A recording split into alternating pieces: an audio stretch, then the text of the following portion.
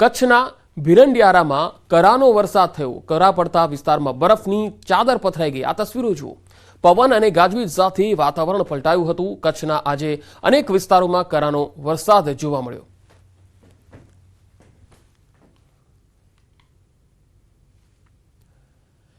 દાદરાનગર હવેલીના વાસદાના ચોથાપાડા વિસ્તારમાં ભારે પવન ફૂંકાતા મંડપ ઉડવા લાગ્યો। વરસાદ અને પવનના કારણે લગ્ન પ્રસંગમાં અફરાતફરી મચી। તો આ પરિવારમાં આવતીકાલે લગ્ન લેવાના હતા, જેથી આંગણે મંડપ બંધાઈ ગયો હતો, પરંતુ અચાનક ફૂંકાયેલા વાવાઝોડા જેવા પવનને કારણે મંડપ ઉડી ગયો। આથી લગ્ન પ્રસંગમાં પણ વિક્ષેપ પડ્યો હતો। મોરબીમાં પણ મુંબઈ જેવી ઘટના થતા માંડ બચી। ભારે પવનના કારણે હોર્ડિંગ ધરાશાયી થયું। મહાકાય હોર્ડિંગ ઉડીને રોડ પર પડી ગયું। સદનસીબે નીચેથી પસાર થતો બાઇક ચાલક બચી ગયો। શહેરમાં આડેધડ લગાવેલા હોર્ડિંગ જોખમી બની રહ્યા છે અને સમગ્ર ઘટનાનો વિડીયો પણ વાયરલ થઈ રહ્યો છે, જેમાં તમે જોઈ શકો છો કે આ હોર્ડિંગ પડ્યું અને એ વખતે ત્યાંથી એક બાઇક ચાલક પસાર થઈ રહ્યો હતો, પરંતુ તે માંડ બચ્યો। તો આવા અનેક હોર્ડિંગ્સો છે જે લગાવવામાં આવેલા છે, જોખમી હોર્ડિંગ્સ છે, અને ભારે પવન ફૂંકાય છે ત્યારે આવા હોર્ડિંગ્સ ધરાશાયી થઈ જતા હોય છે અથવા તો રસ્તા વચ્ચે આવીને પડતા હોય છે, જેથી જે પણ વાહન ચાલક હોય છે અથવા જે રાહદારી ત્યાંથી પસાર થતો હોય છે તેના જીવને એક મોટું જોખમ ઊભું થતું હોય છે। આ મોરબીની તસવીર છે, જ્યાં એક હોર્ડિંગ્સ પડી ગયું અને ત્યાંથી એક બાઇક ચાલક પસાર થતો હતો, પરંતુ તેનો જીવ માંડ બચ્યો છે। દ્વારકાના ખંભાળિયાના લાલપરડા ગામે ભારે પવનથી નુકસાન થયું। કેટલાક મકાનના પતરા ભારે પવનને કારણે ઉડ્યા। ગ્રામ્ય પંથકમાં તેજ પવન સાથે વરસાદી માહોલ જામ્યો। કેટલાક ગામોમાં ધૂળની ડમરીઓ પણ ઉડી। તો ખંભાળિયાના લાલપરડા ગામે ભારે પવન ફૂંકાયો અને તેના કારણે વ્યાપક નુકસાન થયું। કેટલાય મકાનના પતરા ભારે પવનને કારણે ઉડવા લાગ્યા હતા। ધૂળની ડમરીઓ ઉડવા લાગી હતી।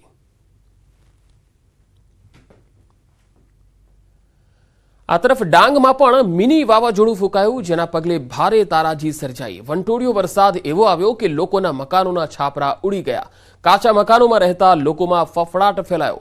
વઘઈના શિવારીમાળ ગામમાં 70થી વધુ ઘરોના છાપરા ઉડ્યા।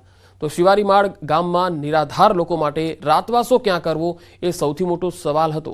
ઘરના નળિયા પણ વેરવિખેર થઈ ગયા। પતરાના શેડ બનાવીને રહેતા લોકો બેઘર બન્યા હોય તેવા દ્રશ્યો જોવા મળ્યા। તો ડાંગથી આવી રહી છે આ તસવીર। બે અલગ અલગ તસવીરો આપને બતાવી રહ્યા છે।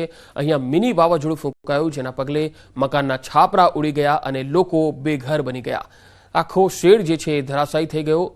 લોખંડના જે પતરા હતા એ પણ નીચે પડી ગયા હતા। મિની વાવાઝોડાના પગલે આ પ્રકારની સ્થિતિ જોવા મળી, જેના પગલે રાતવાસો ક્યાં કરવો એક સવાલ ઊભો હતો।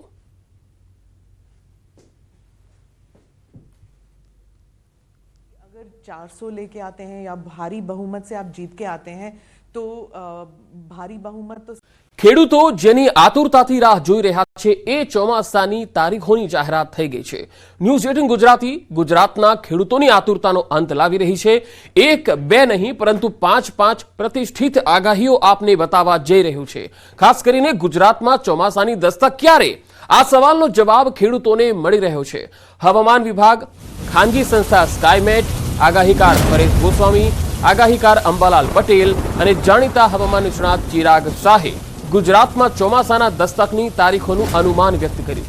ન્યૂઝ 18ની સ્ક્રીન પર આપ 5 આગાહીઓને જોઈ શકશો।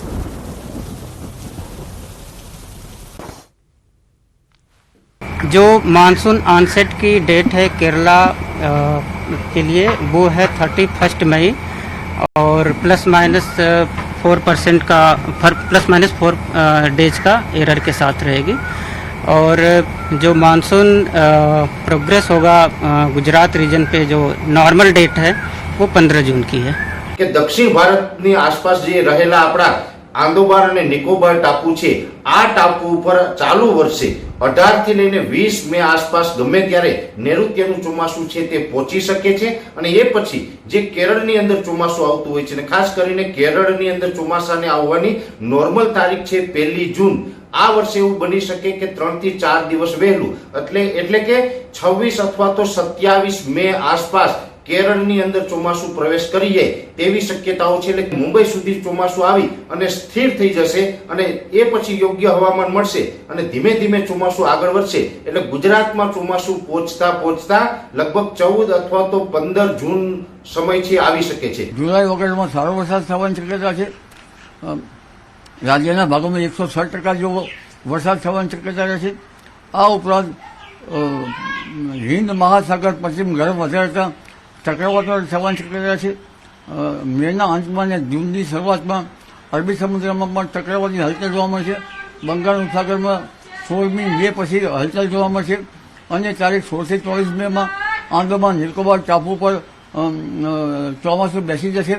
પૂર્વ ઉપસાગરમાં ભારે હલચલ જોવા મળશે. ચોમાસું ક્યારે લાગે છે ગુજરાતમાં? ચોમાસું ગુજરાતમાં લગભગમાં બહુ ઇંતજાર નહીં કરવો પડે. 15 જૂનથી લઈને 25 જૂનમાં શરૂઆત થવાની પૂરેપૂરી સંભાવના છે અને પ્રોપર ચોમાસું ગુજરાતની અંદર 1 જુલાઈથી બેસી જશે. બનાસકાંઠામાં વેરી વાવાઝોડાએ ભારે કરી. વાવાઝોડું ફૂંકાતા પરિવારમાં આવેલ ઘરમાં ફસાઈ ગયો હતો. જી હા, પાલનપુરના ધાણધા ગામમાં તોફાની પવન અને કરા સાથે વરસાદ પડ્યો અને ખેડૂતો મૂંઝવણમાં મુકાયા. એમાં પણ માથા પરની છત ઉડવા લાગતા પરિવારના સભ્યોએ મળીને શેડ પકડી લીધો અને ઘર બચાવવાનો પ્રયાસ કર્યો, જેનો વિડીયો પણ વાયરલ થયો. માથા પરનો શેડ ઉડી જવાની સંભાવનાને લઈ આખો પરિવાર તેને બચાવવા માટે હાથથી પકડીને ઊભો રહી ગયો. પાલનપુરના ધાણધા, જલોત્રા, કુંપર, માલણ સહિતના ગામોમાં તોફાની પવન અને કરા સાથે વરસાદથી વાવાઝોડાની સ્થિતિ ઉદ્ભવી, જેના કારણે ખેતરોમાં ઊભા પાકનો સોંથ વળી ગયો. કમોસમી વરસાદથી પપૈયાના પાકને પણ વ્યાપક નુકસાન થયું. પપૈયાના ફળ સાથે ઝાડ ખેતરોમાં જમીનદોસ્ત થઈ ગયા. તો બે અલગ અલગ તસવીર આપને બતાવી રહ્યા છે. બનાસકાંઠાના પાલનપુરના ગ્રામીણ વિસ્તારોથી આવી રહી છે, જ્યાં એક ઘરના શેડને ઉડતો બચાવવા માટે પરિવારના સભ્યો જહેમત ઉઠાવી રહ્યા છે. ભારે પવન ફૂંકાઈ રહ્યો છે અને બીજી તસવીરમાં તમે જોઈ શકો છો કે ખેતરોમાં જે પાક છે તેનો સોંથ વળી ગયો છે. પવન ફૂંકાવાના કારણે ઝાડ પડી ગયા. કચ્છના ભીરંડિયારામાં કરાનો વરસાદ થયો. કરા પડતા વિસ્તારમાં બરફની ચાદર પથરાઈ ગઈ. આ તસવીરો જુઓ. પવન અને ગાજવીજ સાથે વાતાવરણ પલટાયું હતું. કચ્છના આજે અનેક વિસ્તારોમાં કરાનો વરસાદ જોવા મળ્યો.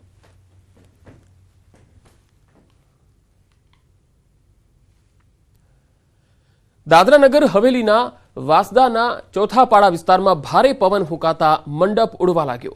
વરસાદ અને પવનના કારણે લગ્ન પ્રસંગમાં અફરાતફરી મચી. તો આ પરિવારમાં આવતીકાલે લગ્ન લેવાના હતા, જેથી આંગણે મંડપ બંધાઈ ગયો હતો. પરંતુ અચાનક ફૂંકાયેલા વાવાઝોડા જેવા પવનને કારણે મંડપ ઉડી ગયો. આથી લગ્ન પ્રસંગમાં પણ વિક્ષેપ પડ્યો હતો. મોરબીમાં પણ મુંબઈ જેવી ઘટના થતા માંડ બચી. ભારે પવનના કારણે હોર્ડિંગ ધરાશાયી થયું. મહાકાય હોર્ડિંગ ઉડીને રોડ પર પડી ગયું. સદનસીબે નીચેથી પસાર થતો બાઇક ચાલક બચી ગયો. શહેરમાં આડેધડ લગાવેલા હોર્ડિંગ જોખમી બની રહ્યા છે અને સમગ્ર ઘટનાનો વિડીયો પણ વાયરલ થઈ રહ્યો છે, જેમાં તમે જોઈ શકો છો કે આ હોર્ડિંગ પડ્યું અને એ વખતે ત્યાંથી એક બાઇક ચાલક પસાર થઈ રહ્યો હતો, પરંતુ તે માંડ બચ્યો. તો આવા અનેક હોર્ડિંગ્સો છે જે લગાવવામાં આવેલા છે, જોખમી હોર્ડિંગ્સ છે, અને ભારે પવન ફૂંકાય છે ત્યારે આવા હોર્ડિંગ્સ ધરાશાયી થઈ જતા હોય છે અથવા તો રસ્તા વચ્ચે આવીને પડતા હોય છે, જેથી જે પણ વાહન ચાલક હોય છે અથવા જે રાહદારી ત્યાંથી પસાર થતો હોય છે તેના જીવને એક મોટું જોખમ ઊભું થતું હોય છે.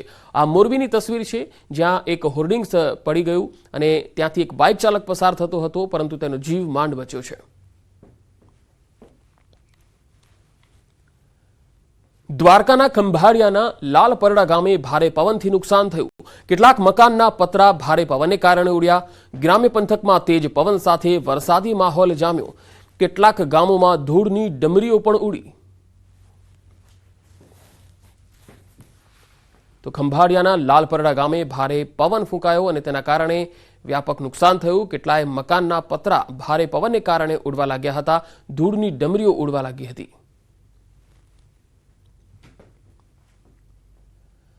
આ તરફ ડાંગમાં પણ મિની વાવાઝોડું ફૂંકાયું, જેના પગલે ભારે તારાજી સર્જાઈ. વંટોળિયો વરસાદ એવો આવ્યો કે લોકોના મકાનોના છાપરા ઉડી ગયા.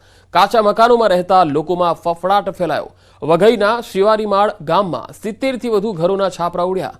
તો શિવારીમાળ ગામમાં નિરાધાર લોકો માટે રાતવાસો ક્યાં કરવો એ સૌથી મોટો સવાલ હતો.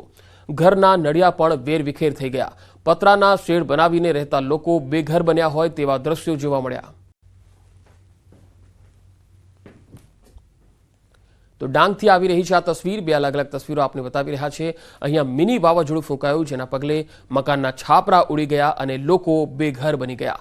આખો શેડ જે છે એ ધરાશાયી થઈ ગયો. લોખંડના જે પતરા હતા એ પણ નીચે પડી ગયા હતા. મિની વાવાઝોડાના પગલે આ પ્રકારની સ્થિતિ જોવા મળી, જેના પગલે રાતવાસો ક્યાં કરવો એક સવાલ ઊભો હતો.